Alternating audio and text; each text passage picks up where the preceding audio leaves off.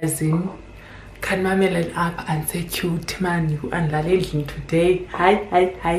And Dilali Eldin namhlanje san. Hi ngeke. Woo! Let me take a picture and say man. Give us the vibes. Give us the vibes. Yes, honey. Yes. Attitude. Sexy. Yes, honey. Yes. Give me funky. Oh, yes, honey. Yes. Why angeke? Hayi ndiyanyisa sisangeke. Ndiyanyita babes. You Oh.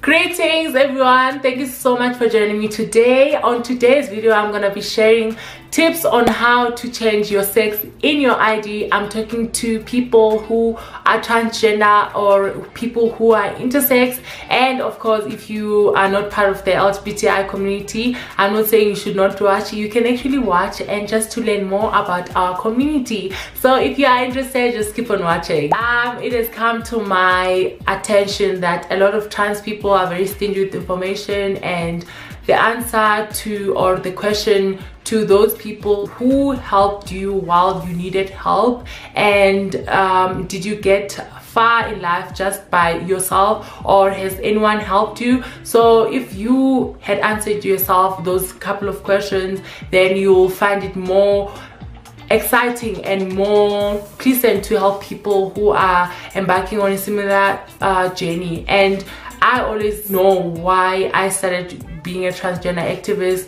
I wanted to just help people who are going through the similar journeys in life, and if it was for me, I wouldn't have been open about being transgender from the get-go. I remember while I was still young, I didn't find it very reasonable to come out to people that I am transgender.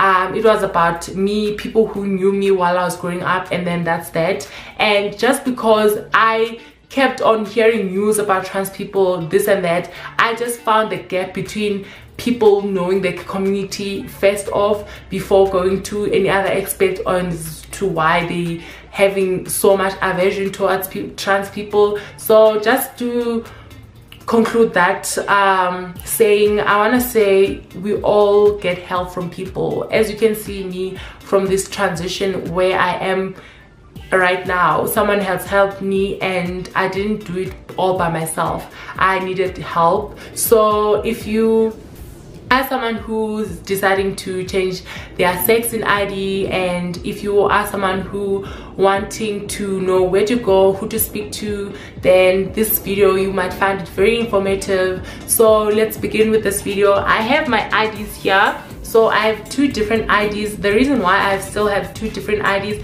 is because there are still some documents which I identify me as male. So when I want to use those documents, I need to show the old one, that and sort of like to not give me too much hassles. And just to start off this video, I want to tell you I want to share the journey on how it began in terms of me trying to get my new ID, which identifies me as female. So if a lot of people know that I'm from the Eastern Cape, and their resources are very limited, especially to transgender people.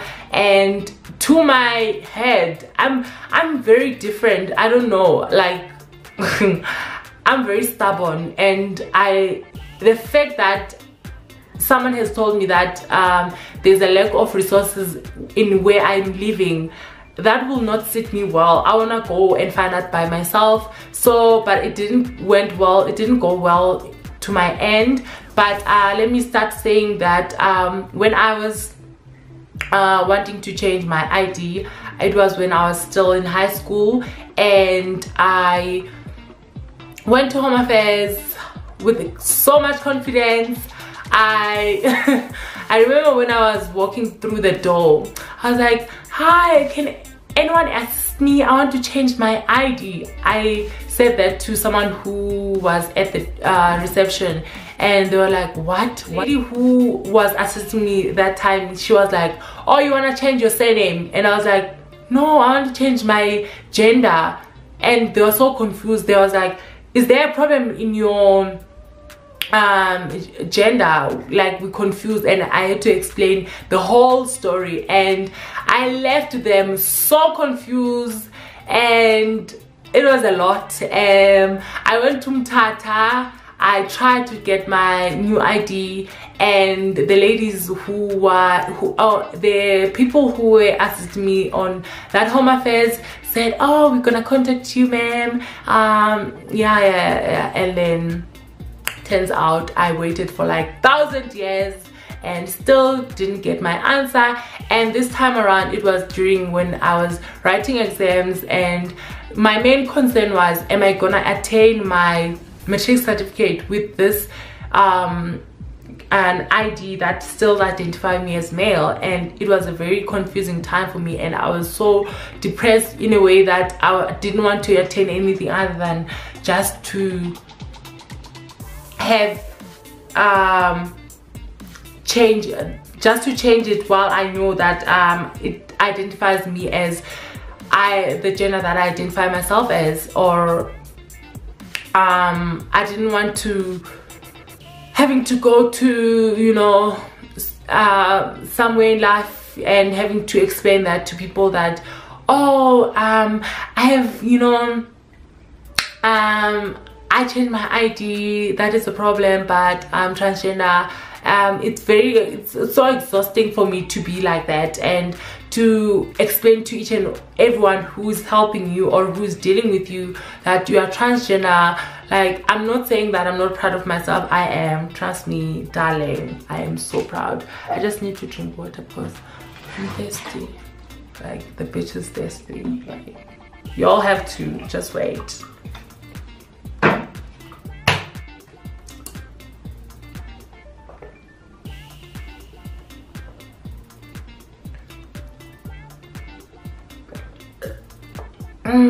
Oh my god, I am Nandamans.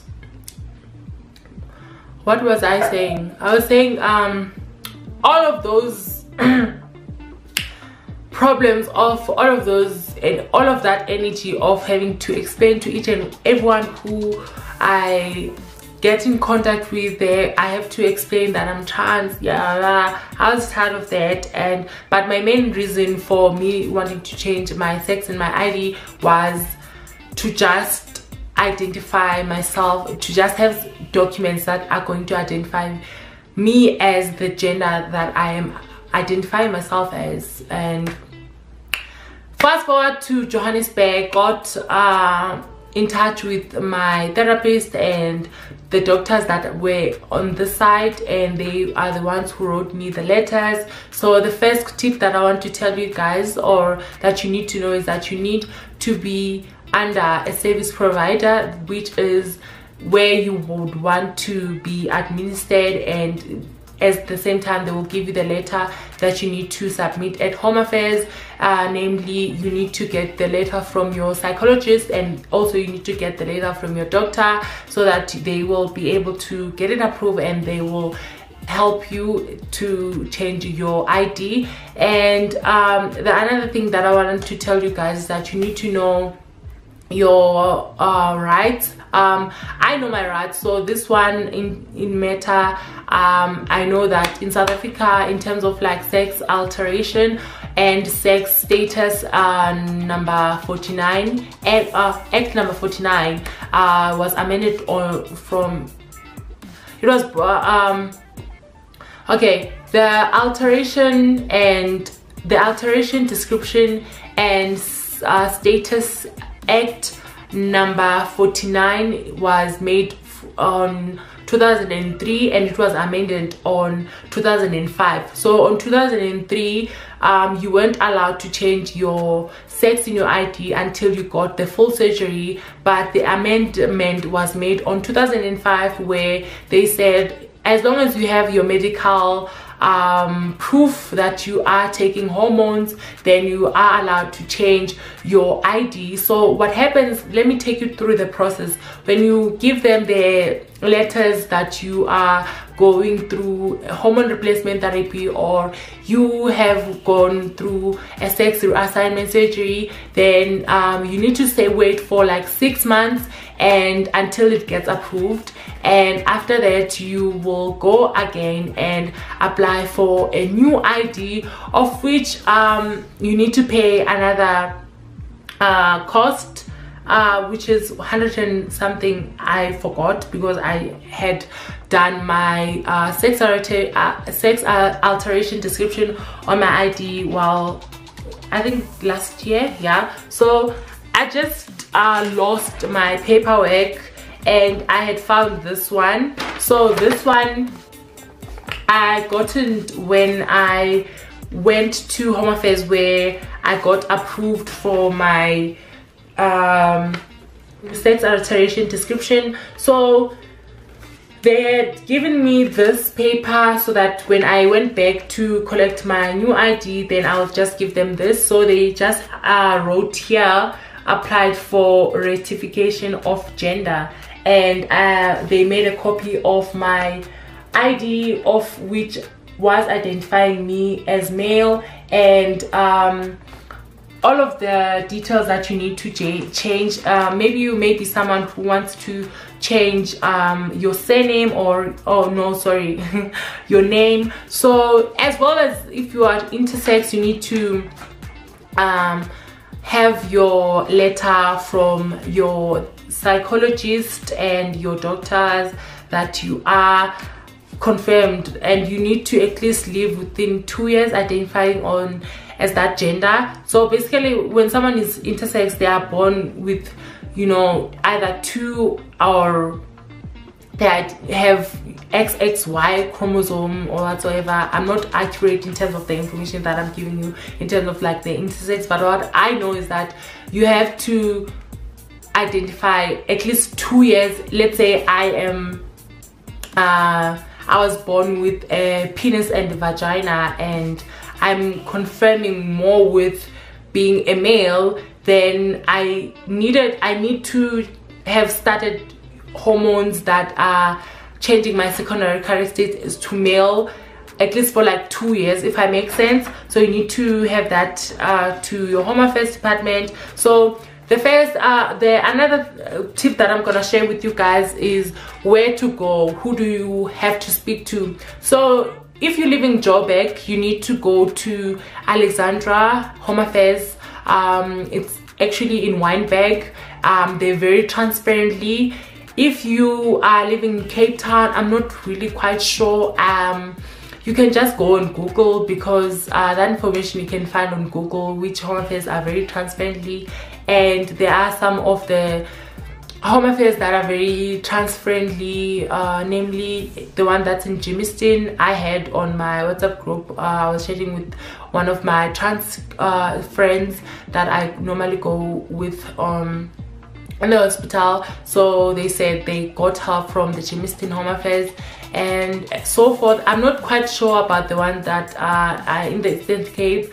As I'm saying, as I said in the beginning of the video, that when I went there, I didn't get help at all. They said, no, you have to come back, and then no. I was like, oh my god. Anyways, it happens. So what do I want to say again? Like, what do I want to say? Bitch, she's dumbfounded right now. Oh, hi guys. You are pants. Hi. What do I want to say? You can also like contact the Home Affairs and ask them what do you need to do, what do you need to bring with you in terms of like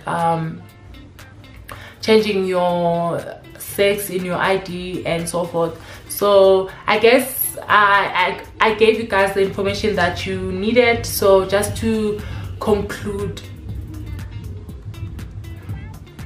guys,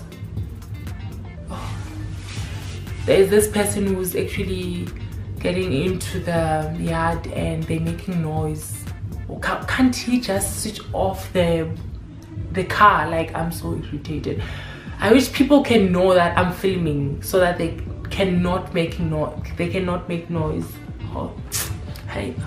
To give you guys the summary, you need to have gone under a surgery, or you need to have gone under hormone replacement therapy, whereas you taking hormones, and you need to, another thing, you need to change your, I think you need to get your letter from your doctor after a year so that they can be able to write the letter for you.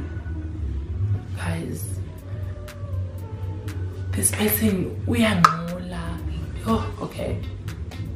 So you need to get the letter from either your doctor or your psychologist. Sometimes it happens that they will actually give you they'll actually need only the letter from your doctor, that's all, and you have to wait for 6 months, and then after that you need to go apply for a new ID and wait for another period of time where you need to get a new ID. So that's basically it, and thank you so much for joining me today. I have to stop because I'm sure maybe some of you can see that I'm irritated because these people are making noise. So thank you so much for joining me today, and thanks so much for watching. I will catch you guys next time. Remember, your journey is important, and speaking to people helps at this matter, and you may want to find out which one of your home affairs is close to you, that is trans friendly.